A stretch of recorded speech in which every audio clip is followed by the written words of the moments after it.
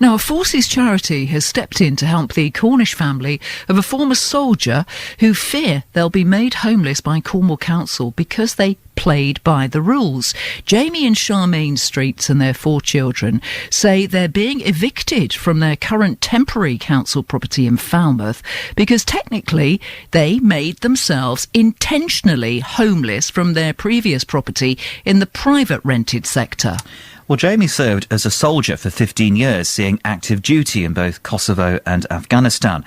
But he was diagnosed with a malignant brain tumour in 2008. He was medically discharged against his wishes in May 2013. The army payout has dwindled since then, and Jamie hasn't been able to find work. He and his wife voluntarily served notice on their last rented property when they realised they'd be relying on benefits and thus in breach of the terms of their tenancy. Their application for a permanent council home has been rejected, and they've been told they'll have to leave temporary council accommodation within the month. Well, now, with the help of a Forces charity, they've persuaded the council to conduct an urgent review of their case. But Charmaine Street says the uncertainty and the temporary home they were found have all taken their toll. It has been hell. The property's got damp. I've got a 15-year-old boy and a 13-year-old boy sleeping on a mattress on the floor. There's damp behind the mattress. There's damp all above the head of the window. You can't physically open their bedroom door wide because of the mattress there. We've got half of our furniture stacked up here, there and everywhere. It's horrendous. It's awful. It's not nice. And what about the impact on your husband as well? It's been very stressful for him. And I try and take on of it as much as I can so that obviously he doesn't suffer another seizure.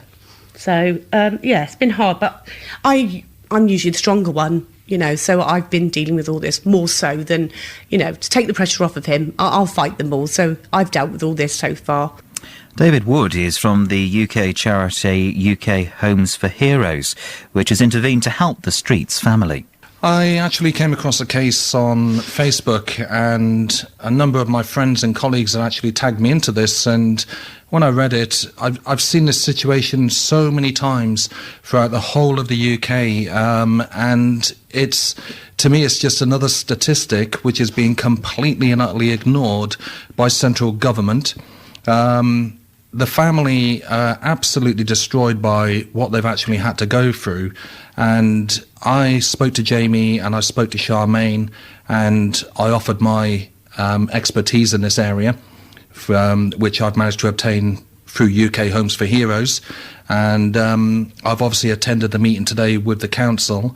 And after a long discussion, it was great because we've now managed to get an urgent review on this case, and hopefully we can get the outcome which should have been decided in the first place. The military covenant hasn't been followed through correctly with this case. It is very, very frustrating.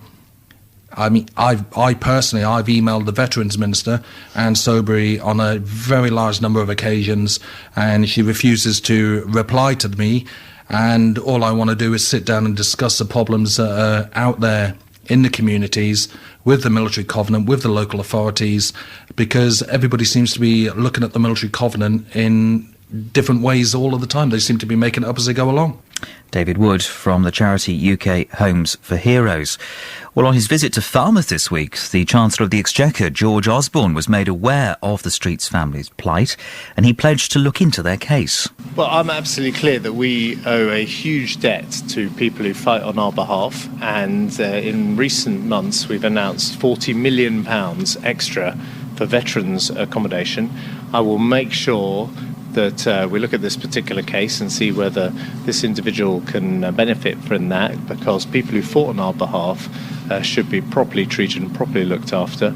That's certainly what I want to see happen, and we've got the money there. So I'll see if there's anything I can do to make sure in the case of the particular individual he gets properly housed.